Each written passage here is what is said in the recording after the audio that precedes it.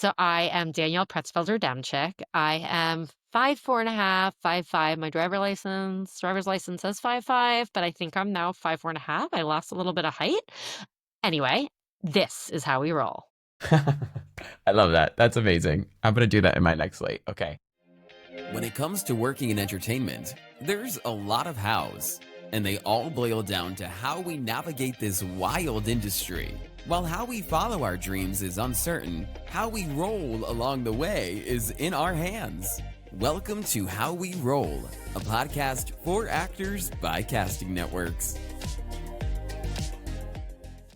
Well, welcome to How We Roll, Danielle. How are you doing today? I am good. Thank you for having me. Thanks for being here. I got to say, as someone who has admired your career from afar for so long, I am thrilled to finally get some FaceTime with you. And today we are talking everything breaking into and carving out a fruitful career in the voiceover world. So I want to start with something that might not seem related, but it's something I found really cool in researching you, not in a weird way, and your journey.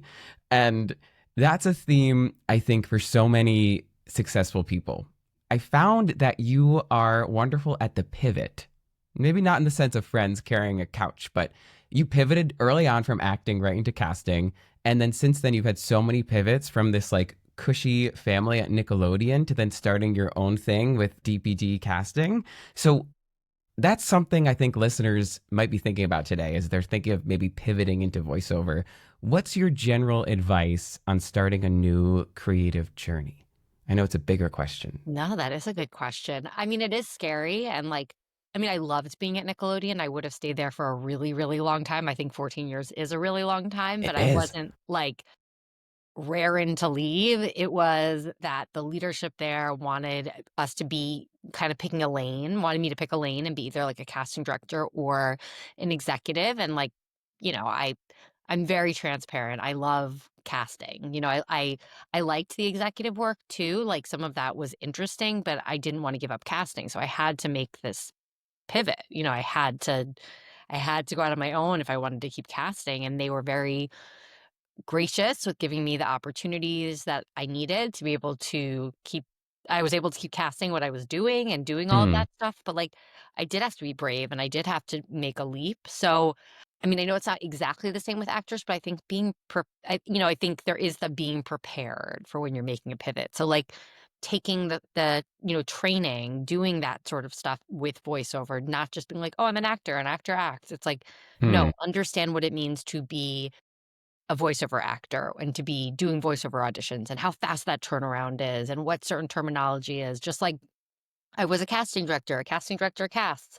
I was a Hmm. casting director in-house. It's very different. Like I spend a lot of time having to look at what a deal for myself looks like and also knowing how to advocate for things for myself. And things take a Hmm. really long time to come together.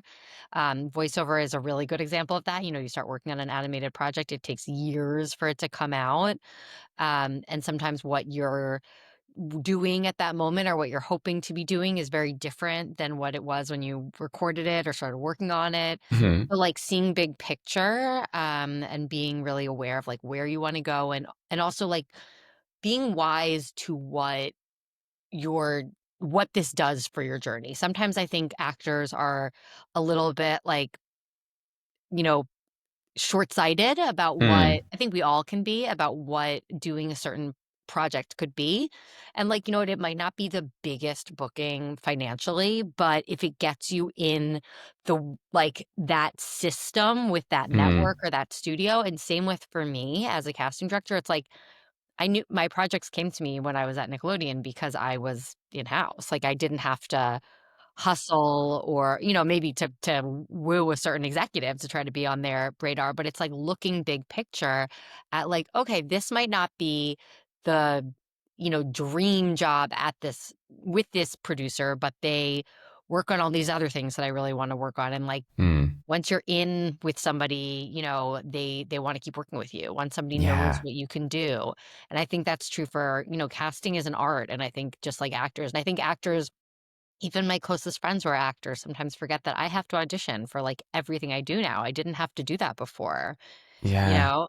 but that's part of what we do is auditioning, and we don't book every role either. And even Yeah. some jobs, yeah, they come to you because a producer knows you and that kind of stuff, just like with actors. But other times, there isn't everybody else. Other times, there's the White Lotus, scenario where everyone has to audition, even if you've worked with Yeah. someone a million times, because they want to keep it fair and equal, or there's just like a different system and just kind of respecting what that is. Mm. Um, so yeah, so that's That's very helpful already. Although I do want to go because you mentioned White Lotus. yes. I also want to go ba Nickelodeon. Okay, but anyway, I'm gonna come back down to earth for a moment. I rarely am here, Danielle, and I want to walk this path with you of breaking into voiceover. For actors listening, let's say they've never booked a voiceover job before. They maybe never even thought about it until now, but they pushed play. Thanks for being here.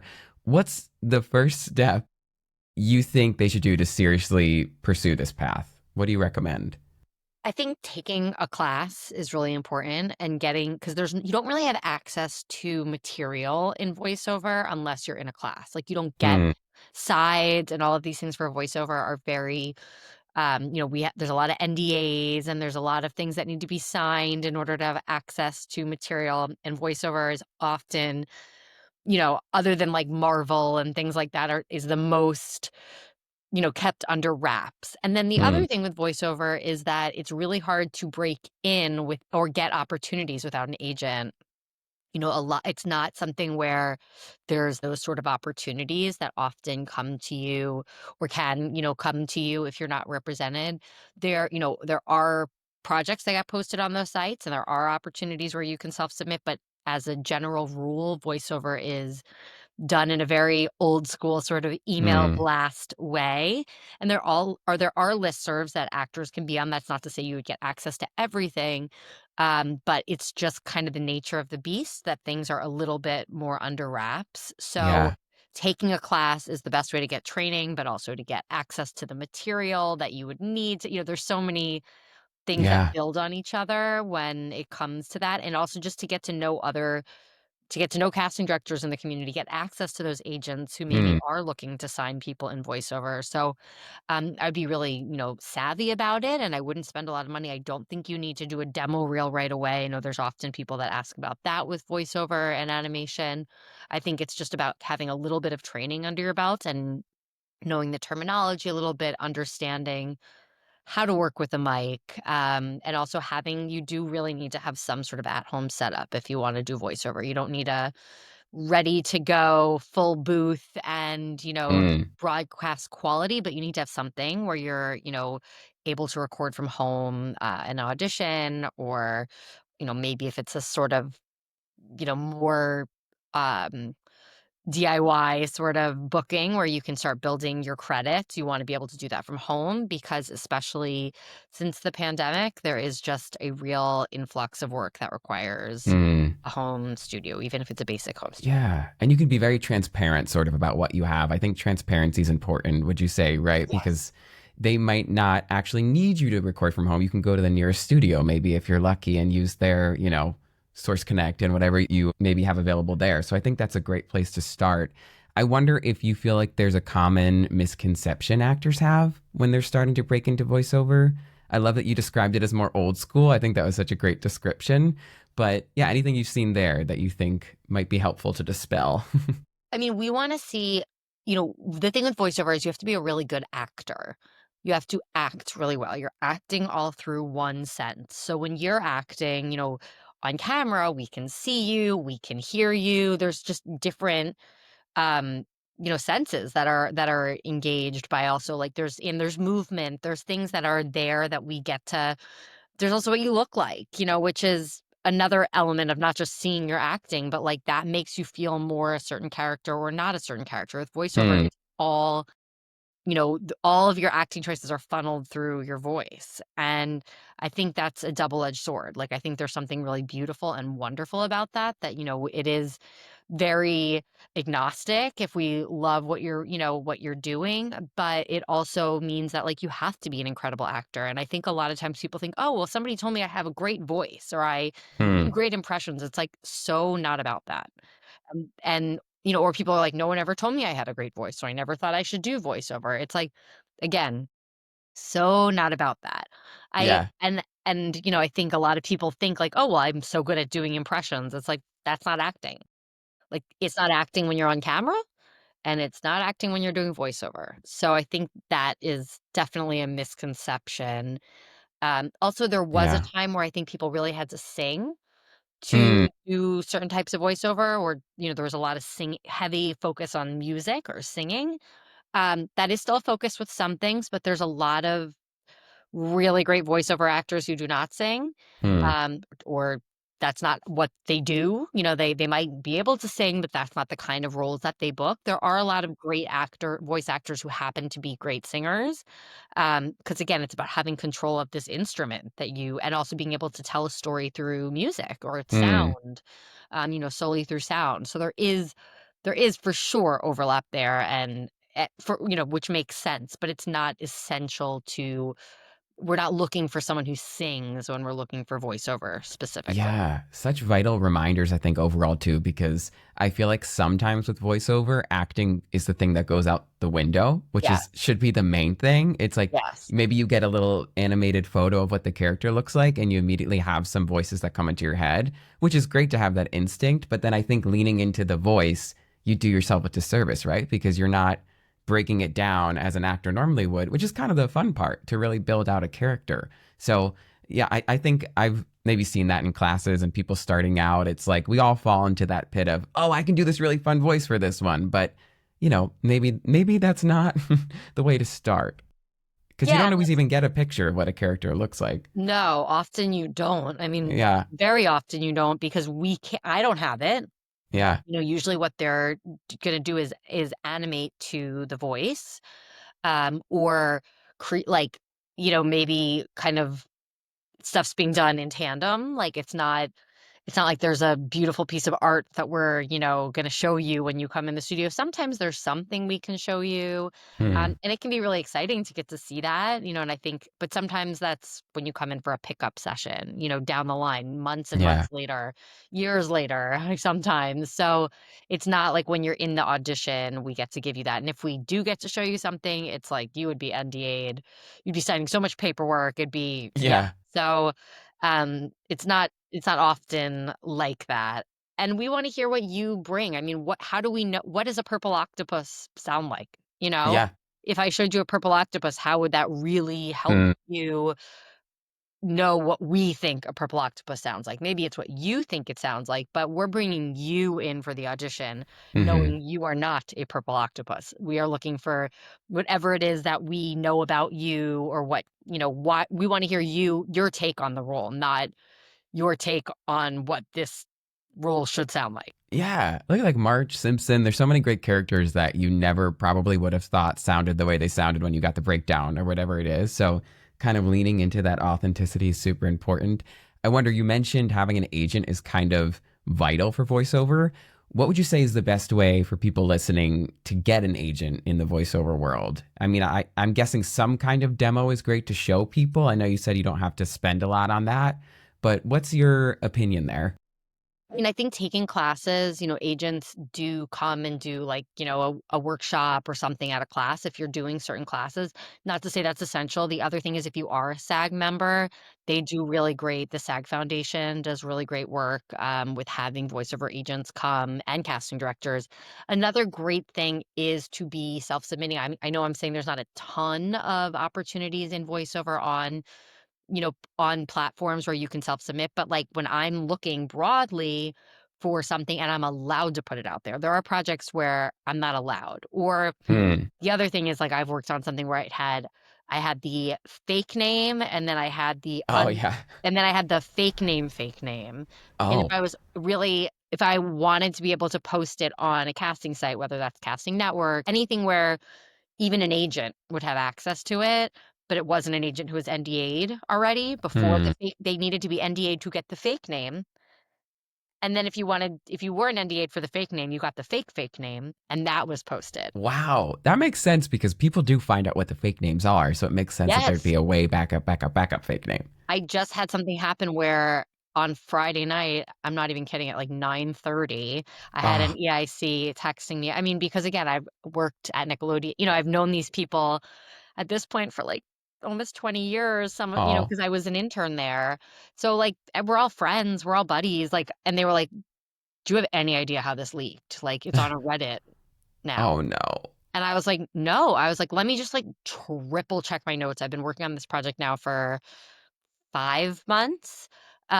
We just re-released a breakdown. We had to recast a role after. Another thing with voiceover sometimes is they do, like, testing, and then they find a voice doesn't fit or, like, the feedback is not great, so we had to recast, and we had to Yeah. recast and get it done really fast so that it didn't delay the delivery of the episode.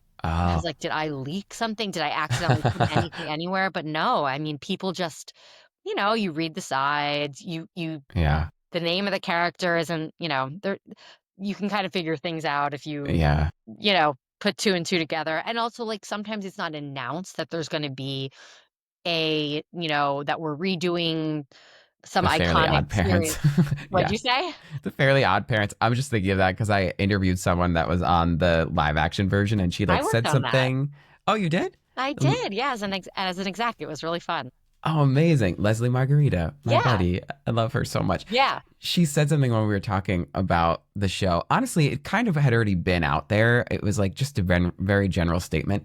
And then once the episode came out, it was like that was the only time I've ever had to edit something out. And yeah. I very much will do whatever people want. I don't want anyone to be uncomfortable or break Right, any rules. right. But that came to mind because these like iconic IPs, especially nowadays when, everyone's just so hungry for the content, they can't even wait for that treat, No. which it is such a treat to see these Totally. characters back again. So, I mean, in looking at that, even, would you say that's helpful for people to do at home? Is like transcribe maybe their favorite cartoon or their favorite show, even just to practice and kind of like do their own take on the voice? Or I know you said it's hard to get It copy. is, So yeah, and that's why, like, submit to everything you can, even if it's just so that you get copy to kind of be doing. Like, again, it's kind of what you're saying, that's a good tip. Yeah.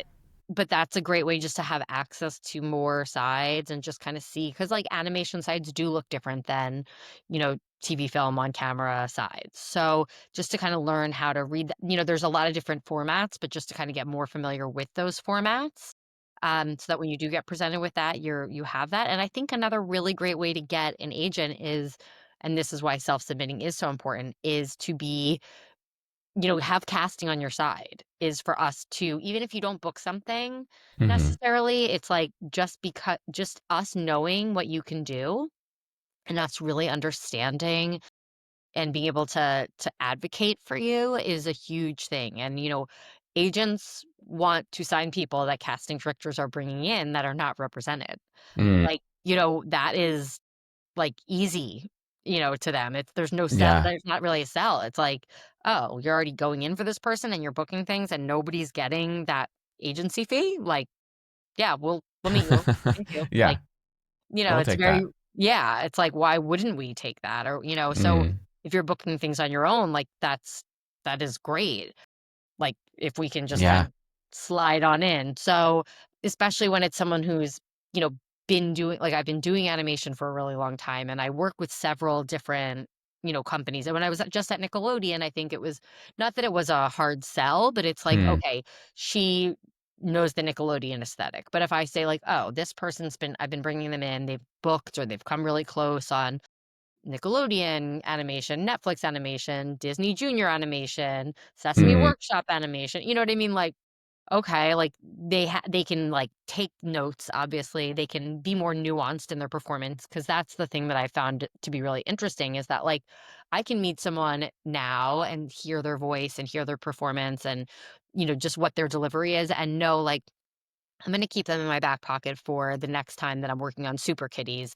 I don't think mm, they're a fit for this other thing, but, like, there's a very specific comedic sensibility and timing and, like, vocal aesthetic to different mm, shows and to different brands and what they're responding to and what they're looking for. So even if it's not because I know there's a role that they're right for, it's like if something gets written in season 4 that they would be a fit mm. for, I'm making up that we got a season 4. I'm not giving anything away, but I Congrats. don't know if we got a season 4.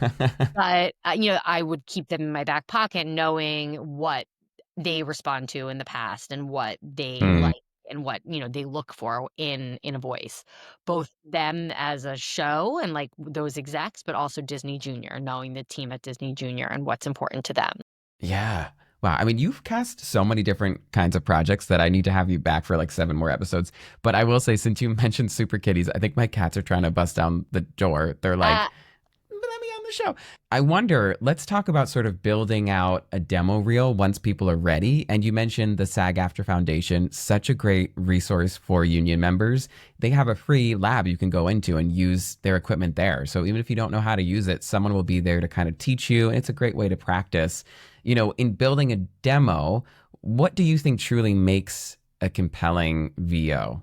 Like what stands out to you when it comes across your desk? so I think, a VO lot of people. demo. I said Yes, VO. I know Yeah. what you meant. I think a Thank you. lot of people think they should be laying down tracks that they didn't book. I think it's specific. That's why I think that can be clips. When you do a demo, I think a demo should be real finished material. Otherwise, I'm happy to hear clips, but I think cutting together a demo otherwise is just kind of pointless. But if I'm hearing clips, I wanna hear several different types of animated content. Like, I wanna hear kids and family for sure, but then you wanna and adult, perhaps, but then you wanna break it down even more. So there's, like, preschool, there's big kids animation. So, like, a SpongeBob would be a big kids animation, preschool would be like a Super Kitties, and then there's now something, it's not so new, but sorta new, called bridge content, which is more so for, like, older preschool, early elementary school, and then there's also the, like, kids and family sitcom, which is like the Blueys or the Peppa Pigs. So that's obviously super hot. Yeah. So, you wanna also understand that sort of delivery. The stuff that's, like, kinda tongue in cheek appeals to a parent, as well as appeals to a kid who's listening, of course. But it's really important that, like, as someone who sits at home with kids and listens to lots of things, and, kids get really into certain things at certain times, and as a casting director, I'm like, "Why? Why? Why are Mm, you watching this? Like, what is it that's appealing to you?" It's yeah. not always about the acting, there's a lot of other things, but when we have to sit and watch as adults, like, there's things I enjoy more than other things, and there's things that I watch what I also watch what my how my kid engages with it and, like, what voices she perks up with, Hmm. and that makes it's actually made me better at my job in a way too. Yeah. Your own little case study. I mean, that Yeah, must be so fulfilling for you as a parent to get to actually show your kid your work. I feel like that's very rare and have them enjoy it, not just show it to them, but yeah, it it's their is. life kind of at that age. Yes, it's very cool, it's very rare, it, like, also is just sometimes, like, she'll laugh at something that I didn't necessarily find funny, and that's the thing that's funny with, like, Bluey and those things is, like, Mm, there's those Easter eggs in it for adults and for kids, but I wanna hear in someone's delivery that they can kinda hit both, and they get both jokes and both sensibilities, and they appeal to both parties that mm, need to be watching. Because, like, you have a very captive audience when you're watching kids and family content, yeah. like, the parents have to sit there with the kids if they're, I mean, I guess when they get older, no, but, like, with, a two-year-old, and they're also with kids and family content, there's different, there's curriculum-driven content, so, like, I wanna hear Mm, that on someone's demo reel as well, because I do a lot of curriculum-driven content, but then I do things that are not curriculum-driven, so, it used to be when I was at Nickelodeon, when I first started Nickelodeon, everything was for preschool was curriculum-driven. Even if it was, people are like, "Well, what's the curriculum here?" It's like, you know socio-emotional learning. It could be anything, it doesn't need to be STEM or, like Blaze and the Monster Machines or Spanish on Diego or Dora.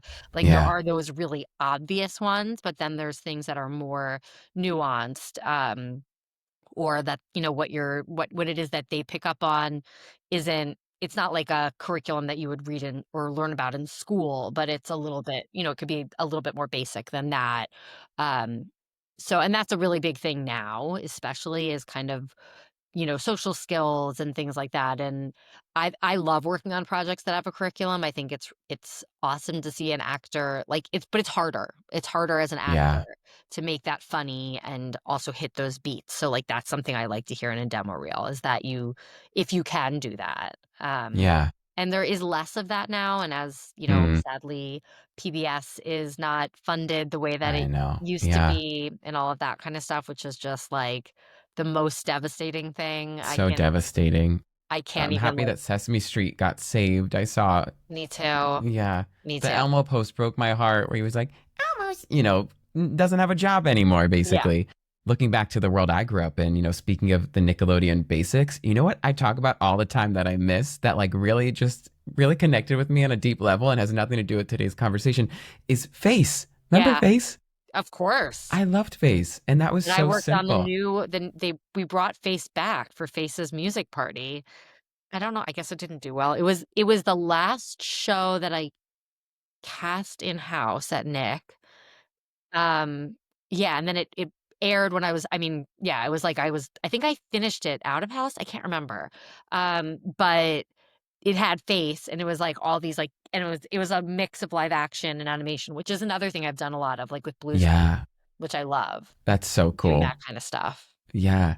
But yeah, I love Face. I know, I really loved Face. It was just so simple and yet Yes. like you couldn't move away from the screen. And I think actors, this is so fun. You get to embrace your inner child and maybe start watching a lot of these shows. If you want to try and Yeah, break into this world, you yeah, have an excuse now. you did. So, yeah, I guess that leads into my next question, which is kind of how can actors train their ear and their instincts, you think, to be more competitive in this world? Are there some underrated skills or exercises that you wish more actors practiced and took advantage of? Well, vocal health is really, really important when you're a voice actor. I know it sounds like, yeah, obviously, but Listen, with these allergies especially. it's hard. It's the Yeah. only thing that you were hearing. You can't, like you can't fudge it the way that you can when, maybe your voice is a little bit whatever that day when you're doing something else. Like, Hmm. you have to I think, like, being really, you know, learning how to keep your voice healthy is really important. I also, in full transparency, my mom is a speech pathologist, so I Oh. grew up around, vocal health is something that I hear, in somebody's voice as well, and we don't want you to blow your voice out, and I do often have people coming in and putting a voice on that's, like, not sustainable. I can hear that. So, we don't wanna hear that. That's why I'm saying, like, we want you as you and that's not to say you can't have a voice that you can put on. It needs to be a sustainable voice that you can put on. You need to Hmm. be able to sustain whatever it is that you're putting on. That's part of the job as well, is knowing what you can do. But listening back to your auditions, hearing if you're staying on the mic, we want the other thing is movement is really important in voiceover.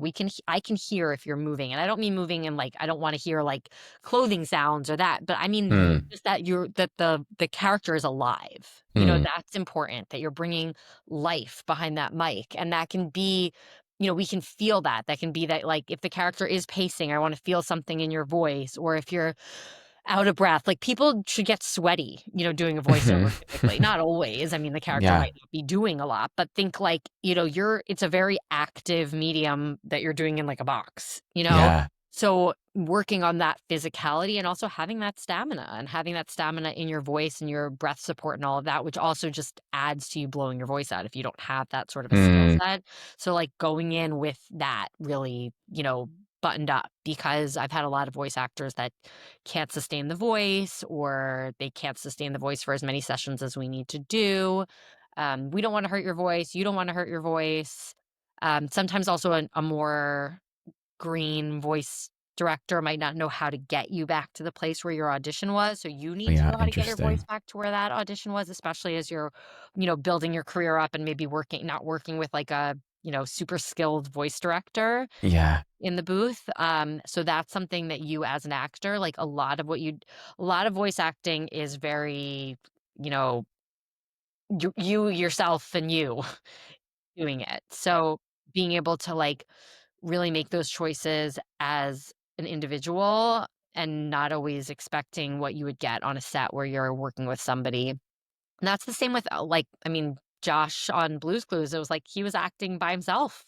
Hmm. Even though there was the animated voices there, somebody was reading those lines off camera, but, like, he wasn't working with those voice actors, they came in on a different day, so, Yeah. you have to be able to really, like It's like the Tom Hanks, and Wilson, like Oh yeah. Well, and it's kind of what we all do. I mean, I'm a cat dad. Hopefully, I'll be a real dad one day. But it's kind of what parents do. It's like you have yeah, to commit to the bit, and you're acting by yourself to entertain your child when you're reading them a story, whatever you're doing. totally. And it's so funny once you get in front of a microphone. Maybe that changes things mindset wise for people. But Yeah. I love that we're talking about this early on, especially the health aspect, because the sooner you can kind of build that into your routine. And I find a lot of theater people have that kind of Yes. stamina. Yeah, which is also why they're great voice actors. Yeah, because it's so important. It's your instrument. You don't want to blow that out. And it's like you could do take after take and say, "There's the voice, I got it," and then you're done, and you can't speak for a week. And then what if they want you to retape or whatever happens? So I think that's a Yeah. really great point, and it's why this episode is sponsored by traditional medicinal throat coat. It's not, but I wish it was. I do love throat coat. But yeah, that's another reason for sure why theater actors, I think, do often, really do great work in voice acting is that like they do have the vocal health, they understand vocal Mm, health, they know how to protect their instrument, they have to protect their instrument and they also have to use their instrument night after night in a way that like, you're talking for 3 hours. Like you do that in voiceover, you do that in theater. yeah, just remembering to rest too. It's really hard, but like especially for people who love to talk, Yeah. but not talking is so important, I think, for vocal health overall. I think another worry that we touched on a little bit, is that actors think they have to buy the great latest and greatest microphone. What is your advice just on equipment? Like what does someone need just to start?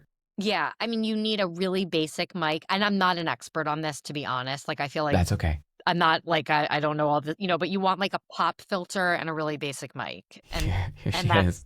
Yeah. really it. I don't. And then the only other thing I would say is, people are like, oh, I can buy it, I can do this. It's not about that. You need to know how to use your software and use your equipment. So I'm not looking for you to have the fanciest thing. I just want you to like know how to use it. Like Hmm. use have the more basic mic that you know how to use. Have the more basic software that like doesn't have all the bells and whistles but works. I've had a lot, especially with like older actors that are returning to, acting that really want to try voiceover because Hmm. like it's, feels more accessible. It, is something that they've wanted to do for years and now you can do it from home.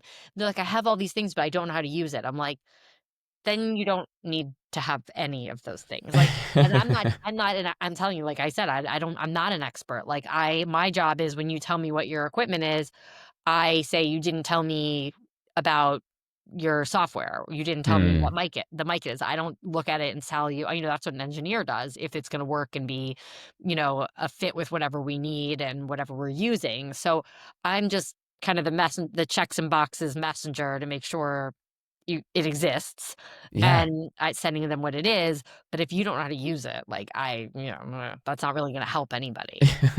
True. And what if you're on vacation and there's a tight turnaround? It's like, can you hop into a closet with clothes and try and use a voice note? And if it sounds okay, it sounds okay? Or like, I have have you that had happen that?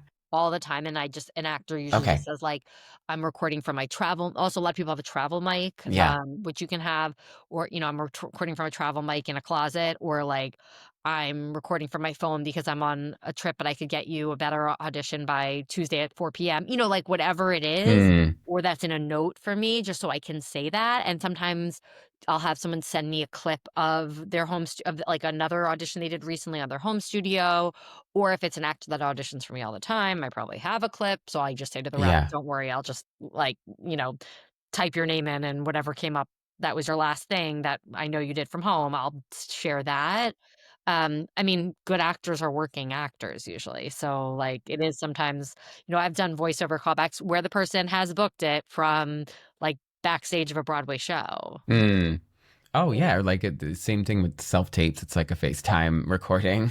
Yeah, or I mean, and I've done callbacks because if I'm in session, like I was in a chem read last week and I needed an actor was only available for 45 minutes Hmm. of the day that would have worked for us because they were in London. My producers were in the or West Coast, so we had like 45 minutes of the day that worked. But so I only had 45 minutes and I needed to be in my chem read. They needed to be in their thing. So, I was on mute, recording and giving notes when nobody was in the waiting room that I was in, at, like, a studio in the city, like, an audition space, like, we're all trying to hustle and get what we need to get done, it's Hmm. and we just need to see that we can get those tech specs from you eventually if we need them, but, yeah, Hmm. don't worry, like, and don't apologize. Like, you should be working. You should be on vacation. Like, that's the other thing. Like, I want actors. I like working with people that are full people and like have Yeah. like that is you shouldn't be sitting and waiting by the phone, like live your life. Go do Yeah. whatever. Like, of course, be available so that we can book you, but don't think that you don't need to apologize for being on Mm. vacation or and recording from a closet. Like, that's the beauty of what we've got going. And as long as you know how to use the voice note or know how to use whatever the travel mic is, like, it's not a big deal. Yeah. And I will say, we live in a tricky time for the business. I mean, I love what you just said. It's so kind. And I think it's such a beautiful philosophy. So I don't want to lose that.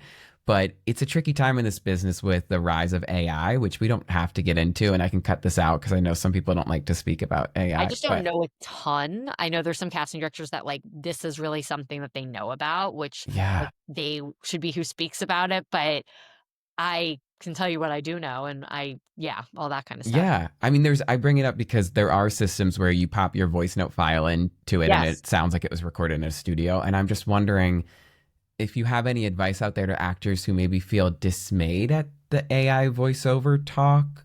Like, there's a lot of, especially in the narration and audiobook world, I think there's a lot of talk about AI voiceover really coming in hot. And so if you don't know enough about that, we don't have to talk about it. No, But I I mean just wonder, yeah, your thoughts. the thing I can tell you is that like it's coming after my job. Like, Mm, just as much as it's coming after you, like casting, we are very on your side about this, both from like I worry about actors ethically, but I also like selfishly worry about my job, as someone who does voiceover. I think animation's going to take a little bit for it to catch up with that stuff. I think like what you're saying, more of like the narration and yeah. and I do commercial, but like I don't do a ton of commercial VO. And usually I only cast the VO if I'm casting the on camera. I don't think I've ever cast VO commercial solely. There are Mm, people that do that. Also, again, they're very scared for their jobs and they should be. yeah. Like, so I think there are concerns, and I mean, I don't wanna get into, like, bad mouthing people, but I don't think I what have a list. No, I'm just kidding. Yeah, we but don't. I don't agree with what some of the unions are doing. I don't have and I've met with them, so I guess I can say it publicly. Like, I have and I'm the first per if I don't think something's right, I will I was I had a meeting with them. I think I had a C-section scheduled the next day, and they Oh, were like, wow. "Why are you here?" I'm like, "Because this is important to me." Mm, And, like, I had said with the caveat, like, "I have a C-section scheduled the next day. There is a chance I go into labor, and I'm not here, so do not reschedule the meeting. If so, mm, proceed, but I want to be here because this is really important to me, and I'm very concerned for both sides of the industry with some of this stuff." yeah. I'm saying I'm not an expert in, like, what the technology can do per se, but I Mm, am very aware of what they're trying to do and the jobs they're trying to take away on both sides. yeah. And I also think that it's an art. Voice acting is an art. It's not just a beep boop beep boop boop boop boop, and Yeah, a that's code. yeah. And I think and I do think there is some exceptions to that, which is why I think the AI stuff does work for some things. But if you want any human touch to it, which is what we want when we're listening to acting choices, it's not going to work for that. Yeah. And there's some scary things in contracts where you think maybe it's just they can use it to fine tune or whatever Right. it might be, but Yeah. sometimes you're actually giving away your voice and you don't even Yeah. know. Like, they can Yeah. they can put words in your mouth that you never said. On Yeah. Riverside, they have that. Like, if we Yeah. wanted to redub ourselves with AI on here, we could, which is so weird. And it's not perfect, it's not human like you're saying, but I just think I've it's a seen agents scary start to time. add an AI clause in Yeah. contracts, which I do think is smart. It's just like the first time I got it, whoever producer or whatever was like, What is this? What do I do? What is this about? What does this mean?" And I was like, um, "Yeah, I get it, but wow, like this Yeah. is where we are." Like, It's like Terminator. Well, yeah, we're not there yet, but it feels but like we could be. And I yeah, it's appreciate really you scary. fighting for us and all the artists out there before you have a C-section that speaks to who you are. Because I want to touch on your advocacy as well. And I think it's awesome and really special to see a person who gets power and alongside their passion has this completely other passion of helping people. And you sort of like are a shining example of that. So I do want to touch on that after we kind of get through this VO Oh, journey. of course. But I want to say you shine in kids media, which like I'm a big man child, so I relate to that. I appreciate that. What do you think makes someone, I guess, we've had a lot of people submit something around this question. So this is like an average question. What makes someone castable in like a children's animation versus other VO work? I mean, it's a certain type of comedic sensibility and willingness to play. Hmm. There's a relatability, and also, we're looking for somebody who is aspirational. That's like the biggest thing I would say with if it's not like a funny character, if it's more of a like the best friend or like the teacher Hmm. or anything like that, it's like that's who we want to be, that's who we want to play with. They bring us along. It's not pedantic, it's not infantilizing. You're never talking down to kids ever. That's like one of the biggest things I learned from, I would say, from Blue's Clues, honestly, was from working on Blue's Clues. But but yeah, we're looking for someone who kids relate to and are able to connect with, but doesn't make them feel like they're on a different level than them. And like there Hmm. is, we're not they every kid wants to play with someone older and, a little cooler and all of that kind of stuff. So, go with that. Yeah. Do those things, but, be don't try to be a child, either necessarily unless that is the role, which, there also is that element of like, is it a project where they're casting kids to be kids? Hmm. Or is it, 18 plus to play younger? Because that's another, element of it Yeah. is that, there are projects where, and also there are projects where we're mixing kids and adults to play that. So, like, knowing the more you can know about that, the better in terms of how Yeah. to deliver your audition. The more you know. Do, do, do. Yeah. Well, it's actually research I just saw on Instagram, so beware, I'm not a scientist, that shows the people that play and adults that are into the arts are actually like 50% less depressed. I don't know why I gave a statistic because I don't know. I didn't do the science, but it's something like that. And so I feel like it's just healthy as a person to kind of be that way and have that sense of play. And I feel Yeah. like as artists and creative people, we have that early on the playground, and then you learn all these business things, and sometimes that can dampen your sense of play Yes. because you can get in your head. What's your advice just for like getting back to that childlike sense of fun and glee? I mean, I think doing something that makes you happy before you audition, Mm. doing something that feels good. And also after an audition, like as someone who was a kid actor, I loved auditioning, so what this is it was more the, like, but my parents always made it really fun, where it was like, at the end, we'd be coming into New York City from New Jersey, and it was like, we would try out, like, a really fun restaurant. We go to Chinatown, or, like, my mom didn't like seafood, my dad did, and we would do, like, daddy-daughter dates and go to, like, the Grand Central Oyster Bar. Oh, Like, but something that, like, brings you joy that's not related exact it could be related to the we love what we do, like a lot of people, so it's like, yeah, like I yeah. find like personally, I find a lot of joy even though it takes me forever to finish things right now, just like based off how busy work is and personally, but like even if it's 12 minutes of watching Hacks at the end of the day, it's like Ah, so good. Yeah. so good. It brings So me good. so much joy. The writing is just Ugh, it's so chef's good. kiss. It's so funny. Meg I'm like Stalter. Yeah. loving this season too. Like Yeah. Oh, loving it. yeah. I know. But They it's like keep topping themselves. It's yeah. crazy. And it's one of those things also, it's like if you watch with someone who's not in the industry, like sometimes something will happen and my husband's like, "That would never happen." And I'm like, "Excuse me? You work in this field?" First of all, no. Yeah. It's Second of like all, the other two. Did you watch the other two yeah, as well? The same yeah, humor of just yes, like outlandish things happening where you're sometimes you want to laugh, sometimes you're like, that's too real. And other right. people are like, that would never happen. And I'm like, "Oh, it's real." Yeah. Like, let me tell you. Yeah. But yeah, and I like get so much casting inspiration from that show. Hmm. But yeah, that's my job is casting. But like I don't want to shut my brain off to everything I love, but it's like that does give me joy and give me inspiration. And if like you are someone who gets that from, going on a run, that's another thing. It's like that might, I love Peloton and I like love doing my Peloton stuff. And then people Yeah. make fun of me. It's like, but like I find a lot of joy in it and Oh, no, or that's going on a great. run or, and I come up with my Yeah. best ideas. So that might be where kind of refill yourself. But Yeah. That's me you, with you walking. I got to walk every day. And that's when I do my best thinking. I wish I could record podcasts while I was walking. that is so weird that you said that. I was Really? thinking that today because of how I wanna do, like, a walk and talk podcast, and there's I have that in my note. It's called Walk and Talk Podcast because I think there's enough technology where you could make it sound Yes, okay, but the conversations are so good when you're moving your body. Just like, exactly. yeah, that's so Yeah, and funny. Peloton kind of tried to do something like that. I don't know if it did anything. It didn't like wasn't obviously very successful, but it made Hmm. me it was something I was really passionate about. I never listened because I don't when I'm on a walk, I want to listen to one of my podcasts or listen to like or just be thinking. So Yeah. and I'm not usually like if it's a walk versus exercise versus yeah. But like a run, I wanna listen to music, I don't wanna listen to someone talking. Yeah. But yeah, I find you have to find what helps you refill your cup, and for some actors, I know that's like going to the theater, I know that's still Mm. acting, but it's like, if that's, where you if you're not a theater actor necessarily, you're not on stage at the moment, you're watching it, and maybe you're watching a friend or whatever it is, like, there's so much that you joy and stuff that you can find, Yeah. that but you have to do that.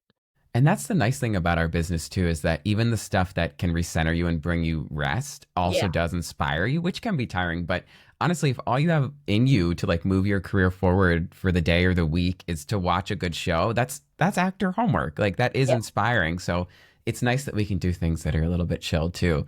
I know voiceover and the whole industry really right now, especially with a lot of the way TV film is going and there's not as many projects being greenlit, it's such a long game, and we touched on this a bit, but I feel like there's a lot of relationship building, and then you start getting the auditions, and then sort of being in the booking circuit is a whole other game. What are your thoughts on just hanging in there and playing the long game for people that are starting out and continuing down It's this yellow hard. brick road? Yeah. It's hard. I mean, I know it's, like, really slow for and it's slow on both sides. Like, I have Hmm. casting director friends who are, incredible casting professionals that are not working or, like, working less or working for a whole lot less or, Oh all of that. yeah. So, like, the same thing actors are going through, like, we get it, we feel it as well. I see more and more people, like, and also casting directors, we love actors. Like, one of the things that, Hmm. like, we do is send to our friends, like, this person needs this much more to make their SAG insurance this, Oh quarter, like, if yeah. anyone has, anything, they'll take anything. It doesn't need to be a guest star, they'll do a co-star, they'll do whatever just to, Hmm. like, we're all trying to help each other out that way. But I would say, like, work begets work, and I feel that way. Like I was saying, like, even if it's something where I know it's not, like, the sexiest thing that producer's doing, if they wanna hire me, I will do it. Like, I mean, I will cast, lots of different if there's something someone I wanna work with or something I wanna work on, I will do something that might not be their, like, cream of the crop thing that they do, but I know what's coming up for them, and I wanna be on their go-to list when they're, hiring casting, and it's Hmm. the same thing an actor should do, it might be the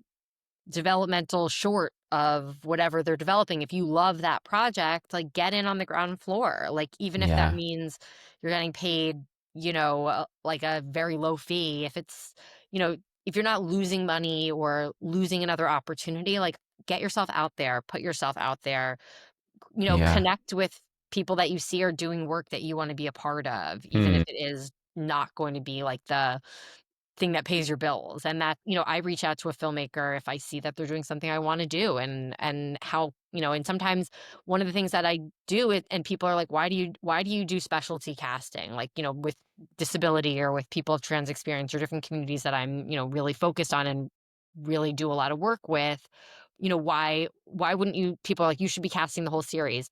Okay, sure. That'd be great. I would love to cast the whole series, but, like, I'm also want to work and I want to work on things that, where people want to work with me and I can show somebody that I can do more than maybe what they brought me in for, Hmm. but I don't need to make that what it's about. Like, bring me in for the job. I'll do an amazing job. And then maybe the next time you'll hire me to cast the whole project as opposed to just the Yeah. kid role or just the disabled role or whatever it is that you've seen me do.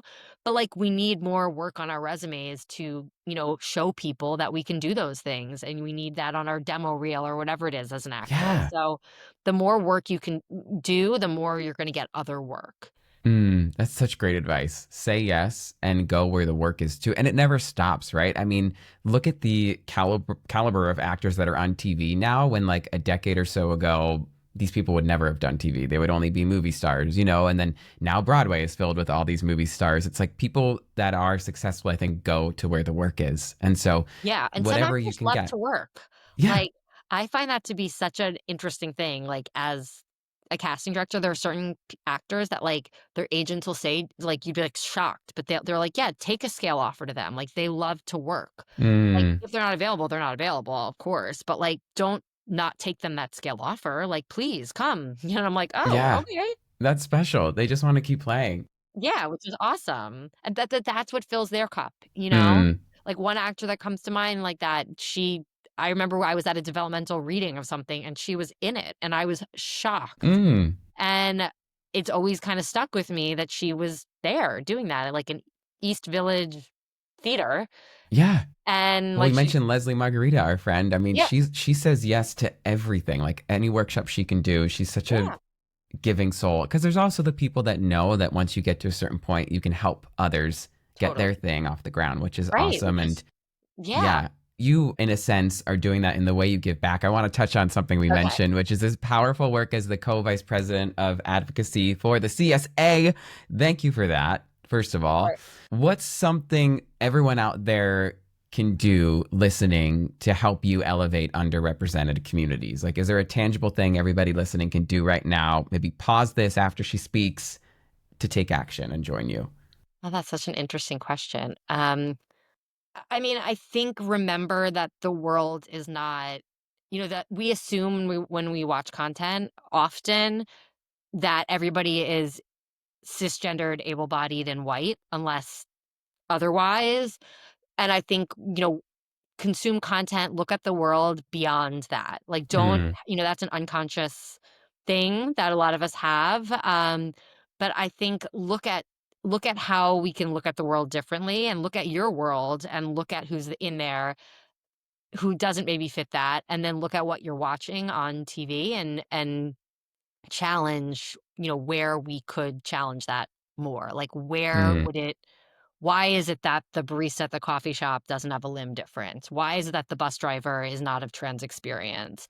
You know, why is it that the girl next door is cisgendered?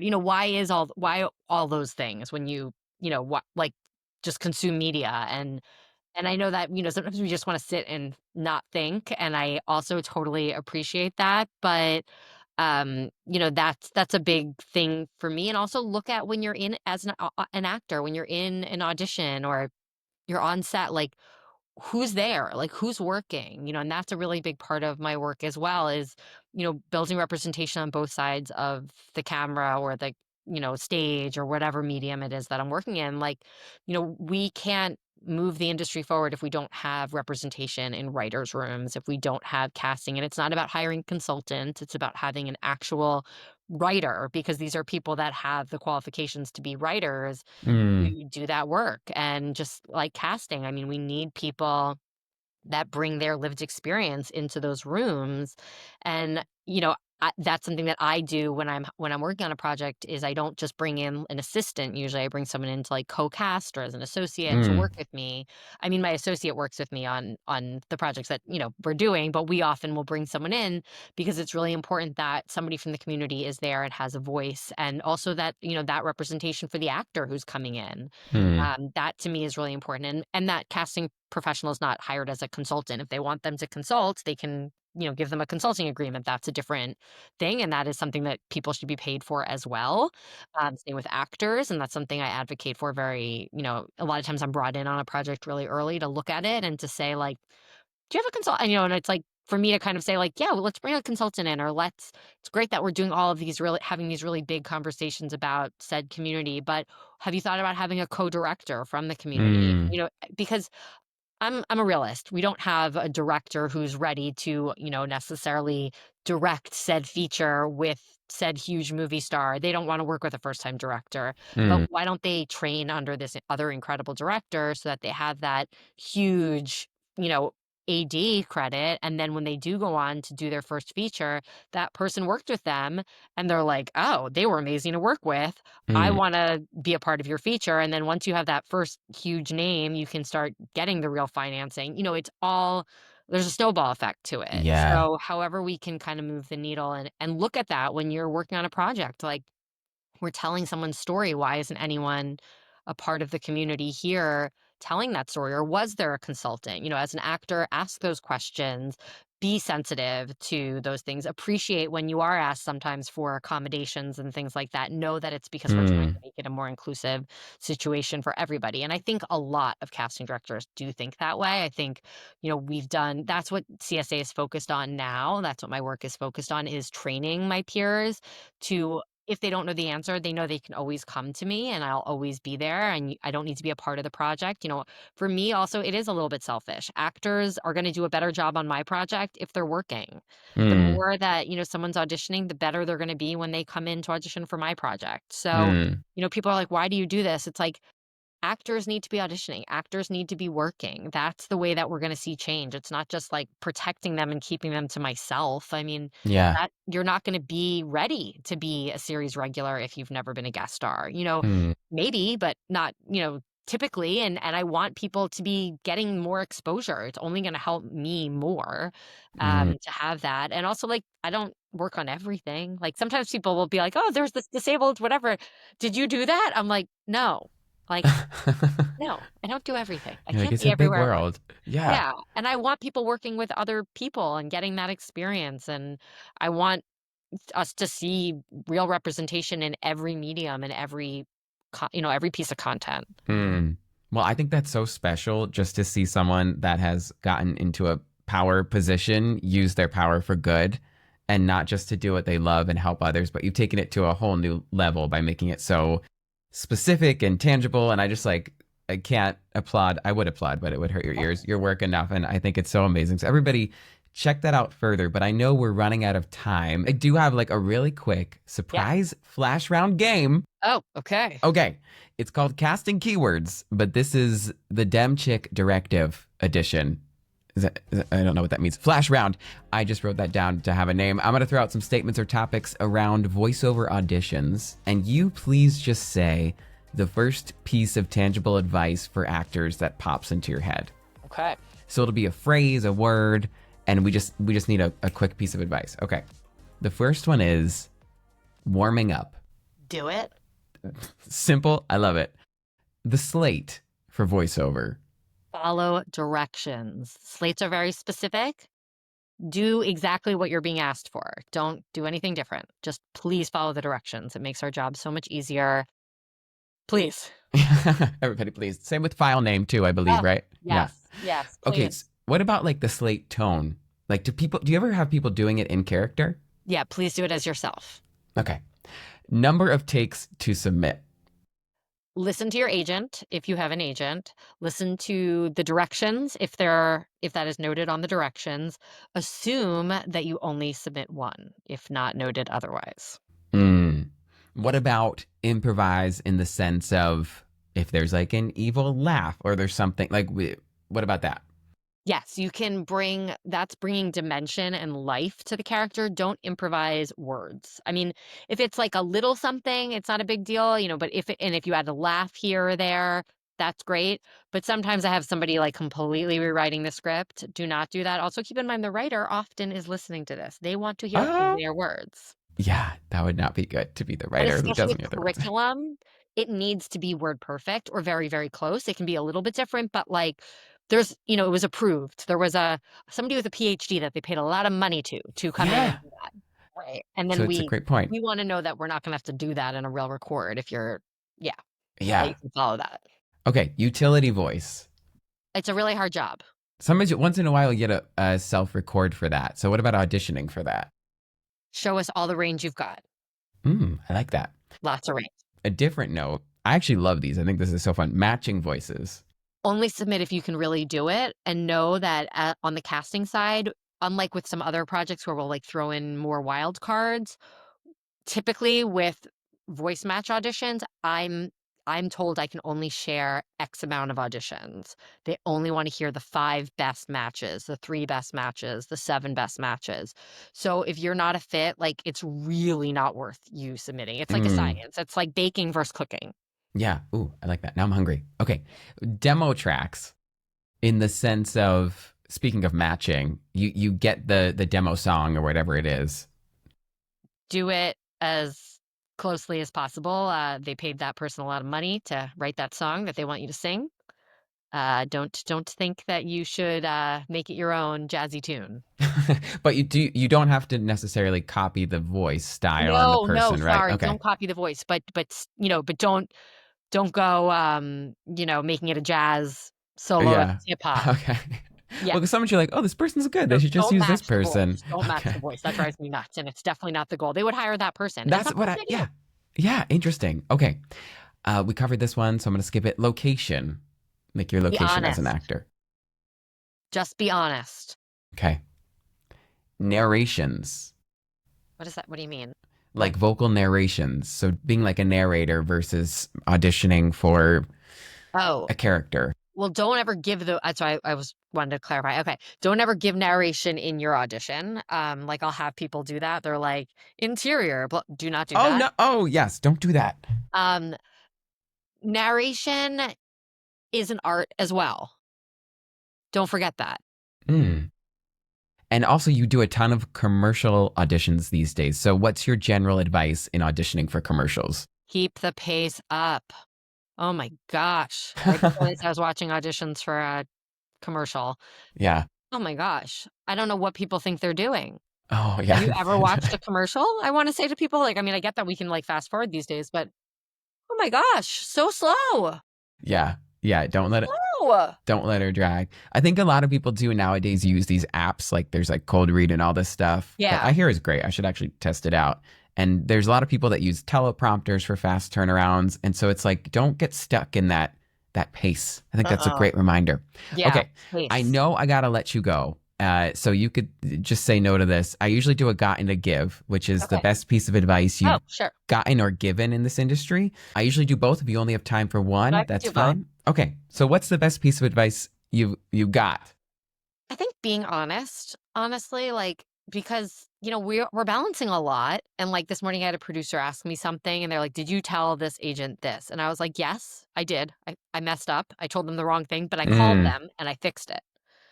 And I know why they're saying this because they're looking at the email chain, but let me remind them of the phone conversation. But just tell people the truth. Like we all make mistakes. And like I made a mistake because I haven't had a project say no to this particular ask before. Like usually someone just says, sure, give it to them.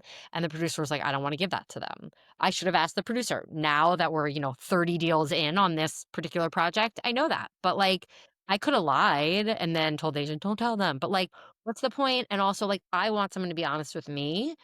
And we only are like as good as our word, and this industry is so small. It's like bizarre how small it is.